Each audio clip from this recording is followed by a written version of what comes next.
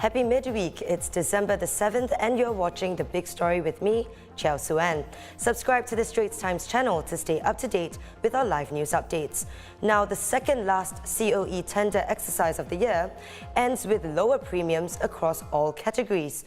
Category B sees the biggest decrease as premiums fall by 7.4% to end at $105,501.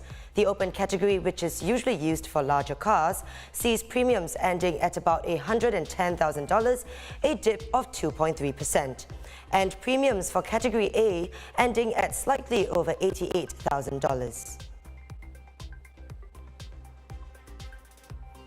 And lawyer and MP Christopher de Souza has denied any wrongdoing and will argue his case on appeal before the court of 3 judges. This, according to the People's Action Party.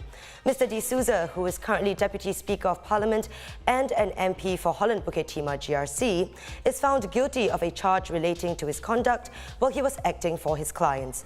The tribunal found that Mr. de Souza had not made full and frank disclosure to the court when he was aware that his client had breached the conditions of a search order. The PAP said in a statement on Tuesday that it will determine the course of action necessary after the court gives its verdict.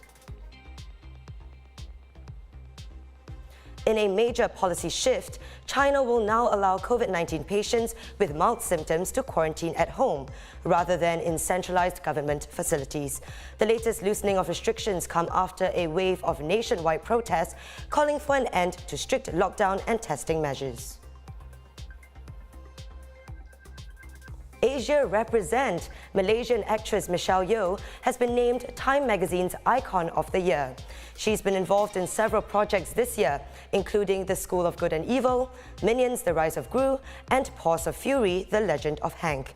But the one movie that's been getting her all the rave reviews is the indie film Everything Everywhere All at Once. Congratulations, Michelle Yeoh.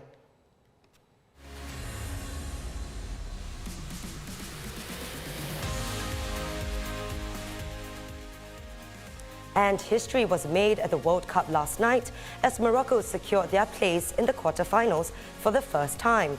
The match had to be decided by penalties, with Spain missing all 3 attempts before Morocco's 4th spot kick sealed their victory. Meanwhile, Portugal had a much easier time as they stormed to a 6-1 victory over Switzerland, with the focus being on Cristiano Ronaldo's absence from the starting 11. All 8 spots in the quarterfinals have been secured, with Morocco now hoping to get past Portugal to keep their dream run going. It's a good time for fans to get some respite, with no matches scheduled for the next 2 nights. Brazil will kick off the quarterfinal fixtures as they go up against Croatia on Friday night.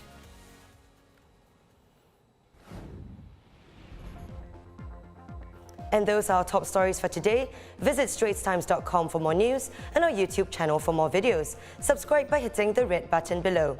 I'm Chiao Suan and I'll see you tomorrow on The Big Story.